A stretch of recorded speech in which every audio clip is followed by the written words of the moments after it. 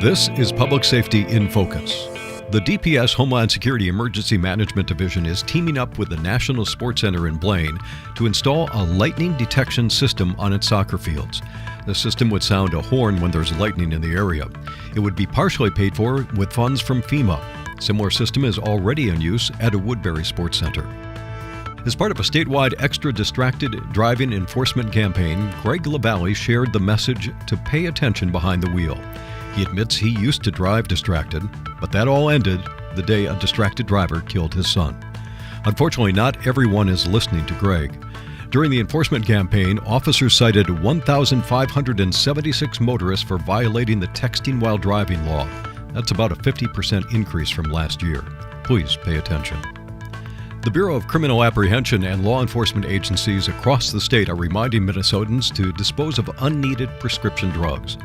Prescription drug abuse is an increasing problem leading to addiction, overdose, and death. Contact your local law enforcement agency to locate a drop-off site near you. Throwing water on a grease fire can have devastating results. The State Fire Marshal Division teamed up with the St. Paul Fire Department following a recent kitchen fire death to demonstrate why you never want to use water to put out a fire on your stove. Instead, cover the pan with a lid or cookie sheet and turn off the heat. Get out of the house and call 911 if you can't contain the fire. From Ada to Zumbrota, arson happens across Minnesota. People are killed, property is destroyed, and lives are changed forever. Arson is not a victimless crime. The State Fire Marshal Division and Big Lake officials are asking for anyone with information about an April 20 fire in Big Lake or any suspicious blaze in their communities to come forward and help with the investigation. Call the Minnesota Arson Hotline at 800-723-2020 with your tip.